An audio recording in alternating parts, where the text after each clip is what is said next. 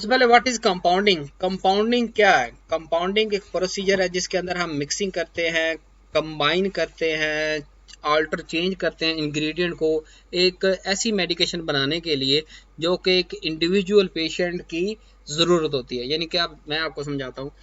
Manufacturing तो ये होता है ना, बड़ी बड़ी फैक्ट्रियों में दवाइयाँ बन रही हैं, हज़ारों के हिसाब से, लाखों के हिसाब से टैबलेट बन रहे हैं, हज़ारों के हिसाब से सिरप बन रहे हैं, वो है मैन्युफैक्चरिंग।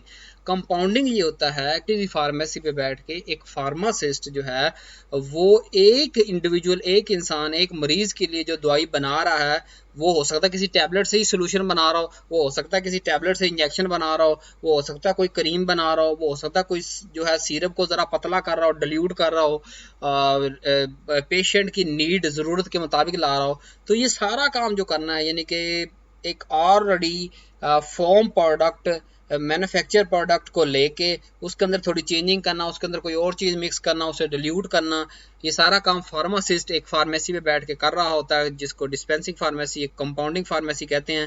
कंपाउंडिंग के अंदर हम वही मिक्सिंग करते हैं, खुद से काम कर रहे होते हैं, फार्मासिस्ट काम कर रहा होता है। और कंपाउंडेड ड्रग जो भी होती है ना, वो FDA अप्रूव नहीं है। FDA अप्रूव सिर्फ जो है हमारे पास जो मैन्युफैक्चरिंग बड़े स्केल पर फैक्ट्रीज के अंदर चीज़ें बन रही हैं, वो सारी FDA से अप्रूव होती हैं। लेकिन क्योंकि कुछ ऐसे कंपाउंड हैं, कुछ ऐसे जो है वो APIs, एक्टिव फार्मास्यूटिकल इंग्रेडिएंट है, जो आज भी जो है ना हमें नहीं मिलते उस डोज में जिसमें चाहिए हो, उस फॉर्म में जिसमें चाहिए हो, जो डोजे फॉर्म चाहिए वो नहीं मिलती। तो फिर क्या होता है कि या शॉर्टेज हो जाती है कि ओवरऑल वो कंपनी बंद हो जाती है जो वो प्रोडक्ट बना रही थी, नई कंपनी कोई उस प्रोडक्ट को नहीं बना रही। तो फिर क्या होता है, जो हॉस्पिटल फार्मेसी होती हैं, गवर्नमेंट हॉस्पिटल्स की या प्राइवेट हॉस्पिटल्स की, तो वो अपनी ये कंपाउंडिंग कर रहे होते हैं। जैसे ज़्यादातर अगर आपने आज के दौर में भी देखना हो ना, तो जो पेडियाट्रिक का बच्चों का अस्पताल होता है, वहाँ आप उसकी फार्मेसी पे जब जाएंगे तो वो जो है ना कंपाउंडिंग फार्मेसी और डिस्पेंसिंग फार्मेसी, वहाँ पे ये दोनों चीज़ें कंपाउंडिंग और डिस्पेंसिंग हो रही होती है। लेकिन वो हर जो वो चेंजिंग कर रहे हैं, एक टैबलेट से सोल्यूशन बना रहे हैं या सिरप बना रहे हैं या टीका बना रहे हैं, वो कोई FDA से अप्रूव तो नहीं करवा रहे, लेकिन वो अपने नॉलेज बेस्ट के मुताबिक, जो फार्मासिस्ट के पास, pharmacy is the expert of medicine, तो वो मेडिसिन का एक्सपर्ट है, वो अपने नॉलेज के एतबार से कंपाउंडिंग करके दे रहा होता है, एक इंडिविजुअल पेशेंट की नीड को फुलफिल कर रहा होता है। अब डिस्पेंसिंग क्या होता है? डिस्पेंसिंग ये है कि मेडिसिन की सप्लाई, किसी एक इंडिविजुअल को मेडिसिन दे देना, यानी कंपाउंडिंग में सारा बनाने का काम जो है वो उसे कहते हैं कंपाउंडिंग। लेकिन उसको उठा के एक पेशेंट को दे देना कि भाई तुम्हारी ये इतनी डोज है, इतने दिन तुमने खानी है, सुबह दोपहर शाम खानी है, इसको कहते हैं हम डिस्पेंसिंग करना। जैसे ही प्रिस्क्रिप्शन पे लिखा हुआ है उस सारे प्रोसीजर को फॉलो करते हुए इंडिविजुअल पेशेंट को दे देना डिस्पेंसिंग। तो दवाइयाँ देना पेशेंट को उठा के उसकी ज़रूरत के मुताबिक, उसे कहते हैं डिस्पेंसिंग। बनाना उसको कहते हैं कंपाउंडिंग। तो डिस्पेंसिंग के लिए क्या नॉलेज होना ज़रूरी है?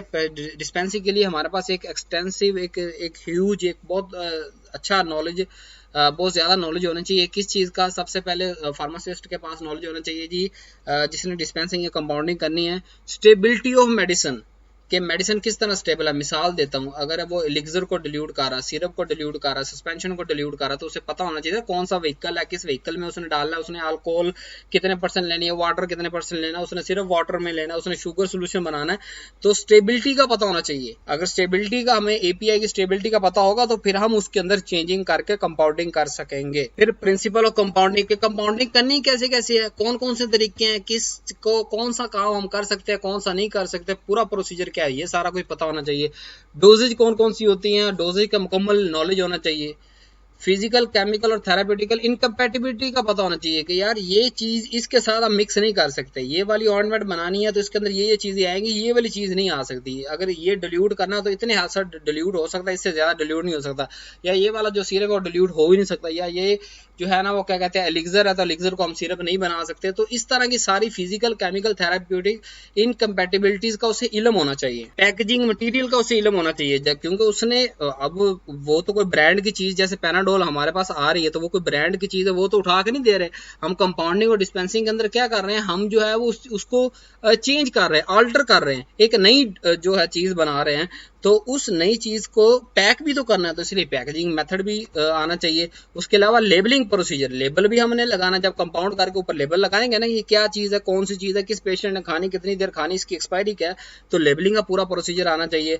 उसके अलावा जो लीगल रिक्वायरमेंट है, कहाँ स्टोर करना है, उसको फ्रिज में रखना है, बारी में रखना है, कहाँ रखना है, कहाँ नहीं रखना, उसका कंटेनर कौन सा होगा, उसकी लेबलिंग, सप्लाई जो है वो किसको ड्रग देनी है, कब रीफिल करनी, कब नहीं करनी, इन सारी चीज़ों का फार्मासिस्ट को इल्म होना ज़रूरी है। So thanks for watching, don't forget to subscribe my channel. अगर आप वीडियो के इस हिस्से तक पहुंचे हैं तो आप इस चैनल को सब्सक्राइब भी करें, लाइक करें, शेयर करें ज़्यादा से ज़्यादा। फेसबुक के जो ग्रुप्स हैं, व्हाट्सएप के ग्रुप्स हैं, अपने क्लास फेलोज़ के साथ, अपने कोलीग्स के साथ, सीनियर और जूनियर के साथ इस वीडियो को ज़्यादा से ज़्यादा शेयर करें, ताकि ये इन्फॉर्मेशन हर जो मेडिसिन इस्तेमाल करने वाला फ्यूचर में ये जो कर रहा है उस तक पहुंच सके। थैंक्स फॉर वॉचिंग, अल्लाह हाफिज़।